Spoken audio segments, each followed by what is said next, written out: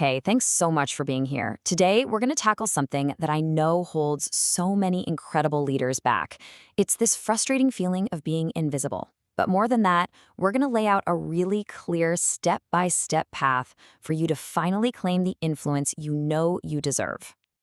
First things first, we've got to understand what we're up against. We have to give this problem a name, and I call it the invisible trap. I mean, does this just hit a little too close to home? You know you're the competent one. You're the one everyone leans on to get things done right. And yet, when it comes time for that big promotion, that key project, it feels like you're behind some kind of invisible wall. It's a maddening place to be. And if you're nodding along right now, I want you to know you are so not alone in this. And here it is. This is the heart of the trap. It's a total paradox, right?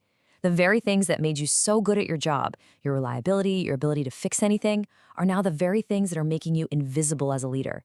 I remember coaching this brilliant manager who was the absolute rock of her department. But because she was so good at doing and so good at fixing, people just saw her as the ultimate support system, not the strategic leader she was ready to be. This right here, this captures that painful split perfectly. People trust you completely to execute a plan, but they don't follow you when it's time to create a new one. They respect your work, they really do. But when that next level opportunity opens up, your name just doesn't seem to come to mind. So what does this invisible trap actually look like in your day-to-day life? How does it show up at work? Well, it usually comes down to three really common behavioral patterns that might sound, well, pretty familiar. First up, we have overfunctioning. This is when you're constantly doing more than what's asked, jumping in to save the day because you're worried things will just fall apart if you don't. You see it as being a great teammate, but the message you're accidentally sending is, hey, I'm an amazing doer, not a strategic leader. You basically become the best supporting actor instead of the lead role you're meant for. And then there's this one, underasserting. Oh, this one is so sneaky because it disguises itself as just being polite. You have a fantastic idea, but you preface it with, this might be a dumb idea, but, or you back down the second someone pushes back, even a little. You think you're just being easy to work with, but what you're really doing is subtly teaching people that your voice isn't the one they need to pay serious attention to. Now, you might think these are just small habits, no big deal. But believe me, over time, the effect is massive. Let's get real for a second about the actual cost of playing it safe and staying quiet. We all know this myth, right? We tell ourselves, just keep your head down, do great work, and eventually someone will notice. But the truth, the hard reality in most places, is that playing it safe doesn't get you rewarded. It gets you relied on, but ultimately, you get overlooked. And when we actually add up all the costs, it's pretty devastating. Emotionally, you're dealing with resentment, burnout, and that horrible feeling that you're just fading. Professionally, your career hits a plateau, and your reputation gets stuck as the safe pair of hands, not the game-changing leader you want to be. It's just not sustainable. Okay, so that was the tough part. But now for the pivot. And trust me, this is the good part. You do not have to stay in this trap. And the way out isn't about becoming some loud, aggressive version of yourself. It's about breaking free by reclaiming what I call your internal authority. This idea right here is the antidote to invisibility. Just think of it like an internal compass. It's this deep, grounded sense of your own value that keeps you centered, even when you're nervous, even when you're getting pushback. It's that quiet, powerful energy of real presence, not the loud noise of just performing. And listen, this part is a complete game changer. We tend to think confidence is just a personality trait. You're either born with it or you're not. But internal authority? That's different. It is a skill. It's built on habits and rituals that you practice, and that means anyone can learn it.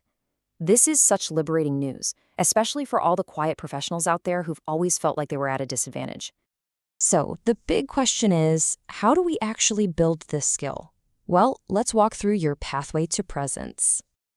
All right, this is where the change really starts to happen.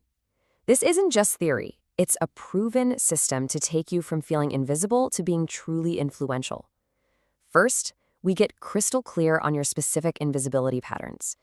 Then, we build that rock-solid foundation of internal authority using simple daily rituals. And from there, we upgrade your communication, how you talk, how you walk into a room, and how you set boundaries like you mean it. Just take a look at how powerful tiny shifts in language can be. It's not about changing your ideas. It's about giving your ideas the powerful framing they deserve. Going from, sorry, can I just say something, to, Let me add an insight here. That one change completely transforms you from an interruption into a valuable contributor. It's an instant authority upgrade. And I really need to be super clear about this. This whole process is not about changing who you are. It's about giving your brilliant, capable self a better set of tools, a toolkit that finally lets your competence shine through so everyone can see it. The real question is, are you ready to start using them? Which brings us to the final and maybe the most powerful shift of all: learning how to lead with intention. This is what it feels like to operate from that place of internal authority. Just imagine walking into a big meeting tomorrow and silently repeating this to yourself. How would that change the way you hold yourself, the way you speak, how you respond to challenges? It changes everything, starting from the inside. It's so important to get this. Those old patterns of overfunctioning and underasserting, they're not flaws in your character. They were coping mechanisms that probably helped you at some point. So this journey isn't about fixing something broken in you. It's about finally giving you permission to step into the powerful leadership identity that you have already earned. So we end right back where we started, but with a totally new perspective. You see, the question was never if you are a leader. The real question is, what kind of leader are you actively, consciously becoming? Choosing to go from invisible to influential is a decision, a commitment you make to yourself. It's a journey that will change not just how other people see you, but how you see yourself. So I'll ask you one more time. What kind of leader are you choosing to become starting right now?